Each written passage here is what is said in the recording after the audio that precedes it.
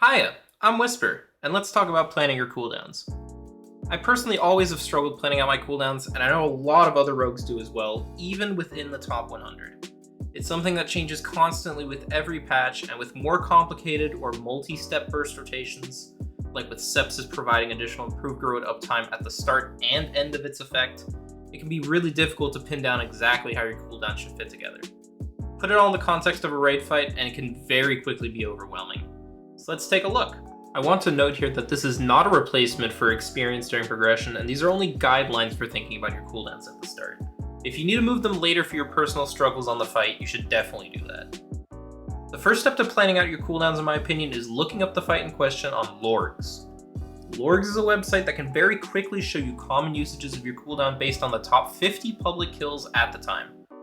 Here I'm showing Mythic Sarkareth, but you can look at any fight you want and compare the timings of boss mechanics, and just get a feel for how others are handling their cooldown. But that's not why I'm making this video. I think it's important to think about your own cooldown usage and what timings you can use to your advantage. So let's do a quick intro to cooldown planning. Planning your cooldowns is important because of how stacking works in World of Warcraft. If you played an ARPG like Path of Exile or Diablo, you might be familiar with the concept of more versus increased damage, or multipliers versus additives. An additive buff gets added with other similar buffs. A 10% damage increase and another 10% damage increase means you're getting 10 plus 10 or 20%. World of Warcraft works differently. Almost every damage increase is a multiplier, and we can use this to combo our talents together, but also abuse many buffs all at once. You'll be familiar with this if you've ever seen an Unholy Death Knight or a Demonology Warlock getting power infusion during Lust. A big haste trinket with 2 haste multipliers with a potion and all of their cooldowns all together makes for really big damage. Stacking cooldowns like this is an integral part of the game, but when planning them out, there's 2 main rules that I like to follow. The first is that the longer the cooldown is, the more room they have to move, and the second rule is to always check the last cast of your cooldowns. Let's apply those concepts in a visual. Here I am in Fruity Loops. It's a digital audio workstation used to make music. I'm a classically trained trumpet player, so for me it helped a lot to imagine my cooldowns like notes in a song. And don't worry, you don't need to know anything about music to follow along. Think of this as a timeline. Each block here represents 15 seconds of time, with the thick lines representing every minute. We can take a cooldown, for example Deathmark, and place it on our timeline anywhere we want. The start of our Deathmark note is the approximate time we cast the ability, with the length of the note representing the cooldown. Once the note ends, our cooldown is available again, and we can cast another Deathmark. Now let's think about it in context. Mythic Rashok, for example, takes about 6 minutes. So let's go back to Fruity Loops and think about how we can fit our cooldowns best into that time frame. I'll count out the 6 minutes, with the start being the pull. 1, 2, 3, 4, 5, and 6 minutes. This looks great, but there's only one cooldown, so let's add Sepsis in green and Vanish in blue into the mix. These work great conceptually because there's a very clear benefit of both of these when stacked on top of Deathmark. I'm going to simplify the 2 of these for the thought experiment to basically just giving improved garrote at the start of the cast or the start of the note. Deathmark has a strong synergy with these as it duplicates the garrotes and thus improved garrotes as well. We're essentially getting twice the value whenever we stack one of these with Deathmark. Sepsis is a 1.5-minute cooldown, so it does not line up with Deathmark naturally. But Vanish, on the other hand, is a 2-minute cooldown, so they automatically line up. Your first instinct then would probably be to cast everything on cooldown, and everything's chilling. Except there's one issue. In your opener, you have both Sepsis and Vanish giving improved garrote, which is wasting improved garrote. About 30 seconds of uptime, actually. Now, if we didn't follow the first rule, we would move all the Sepsis casts 30 seconds back. But we didn't lose any casts of Sepsis in this situation, we just caused the Sepsis Vanish overlap to happen on the second Deathmark instead of the first. So let's try following the first rule and move Vanish instead, the longer cooldown. This looks a bit better, but we can actually improve on this a bit more at the end using our second rule. Always check the last cast of our cooldowns. Now there's 2 issues, the first being that Deathmark does not have a source of improved garrote, and the second issue being that Vanish is overlapping with Sepsis again.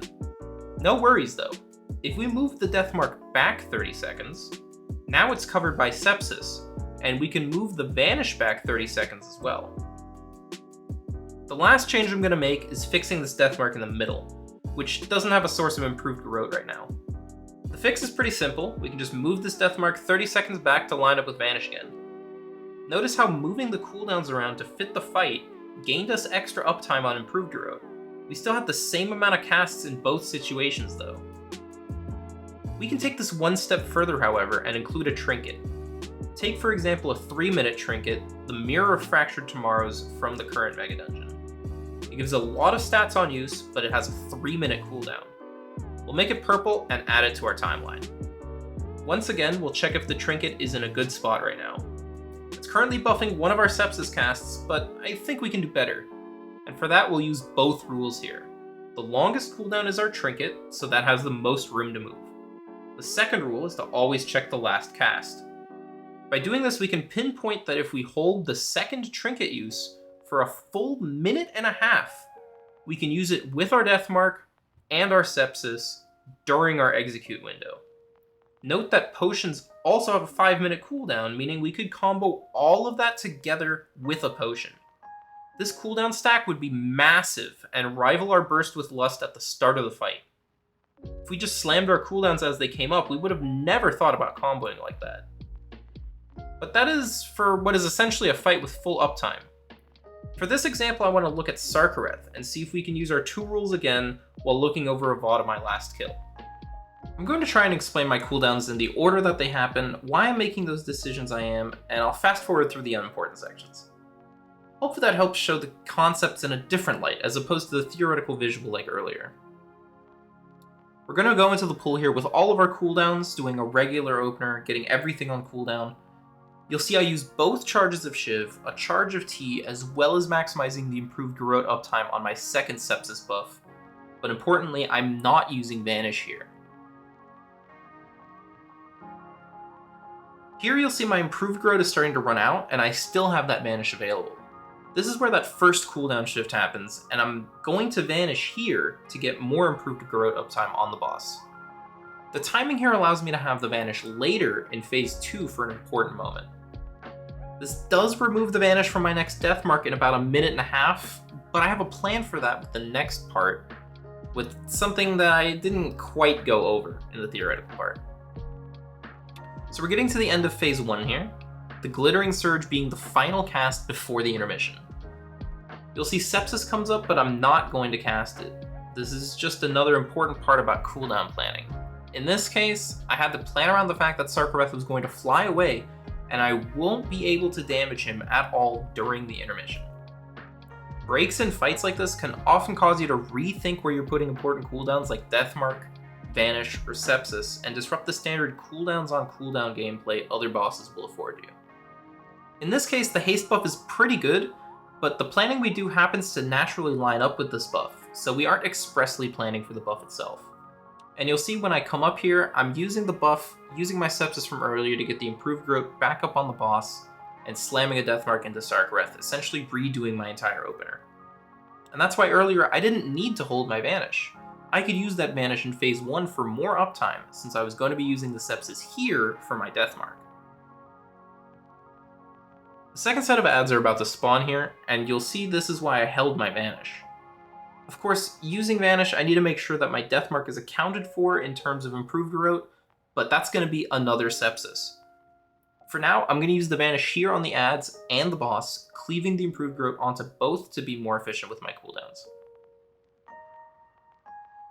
End of phase 2 here, you'll see Sarkareth zip away while I have my Sepsis up again. It's just a repeat of the first intermission logic. Timing lines up here to where using the Sepsis in phase 2 would be a waste, and holding it till after the intermission lines up again with the buff and covers my Deathmark. That once again frees up my earlier Vanish, which I was more than happy to use on the ads. Important moment here in the last phase with Vanish coming up, this is where the second rule comes back in of always checking your last usage of a cooldown. At this point, I'm fairly certain that Sarkareth won't be alive for more than 2 minutes. That means I have to start considering this set of cooldowns as my last set. So I make the decision to hold Vanish for a better moment a little bit later when I can cleave on an ad set and help out with those with some extra damage. As we run back into the boss here, there are those ads, and there's my Vanish spreading those growths to those ads and the boss. Okay, pop quiz here. You'll see that my Sepsis is up, Deathmark has 30 seconds left, and we determined earlier that those are the last casts of our cooldowns. Would you cast the Sepsis here right now? It's actually a trick question. With any normal burst cooldown, the answer should be no. But in the case of Sepsis, the improved growth actually lasts so long that I'm going to use it early here, anticipating towards the end of the fight and making sure that my entire duration still covers my death mark in the process.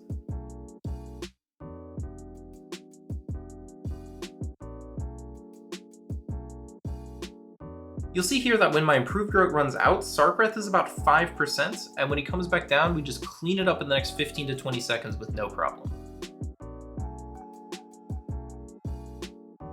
Just as a teachable moment here in this freeze frame, Sarkareth is at 0.2%, so if I blink, he's basically dead. And you'll see everything is on cooldown. My Vanish, my T, my Shiv, my Sepsis, Deathmark, Echoing Reprimand, my Trinket is at 0 charges, and I used my second potion. You'll always want to make sure at the end of the fight to have nothing left, otherwise you're just wasting the cooldown. I know all of this can be a little bit confusing if you aren't used to moving your cooldowns around, but I know that personally seeing the blocks moving helped out a ton, and it really started clicking for me afterwards. Always remember the core principles here. Longer cooldowns have more room to move around. Always check the last cast of your cooldowns to make sure they're being used efficiently.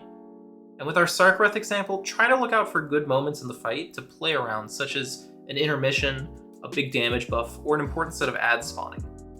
With a little bit of practice, you'll start to see the patterns in these fights, and it'll come way more naturally. I hope it helped.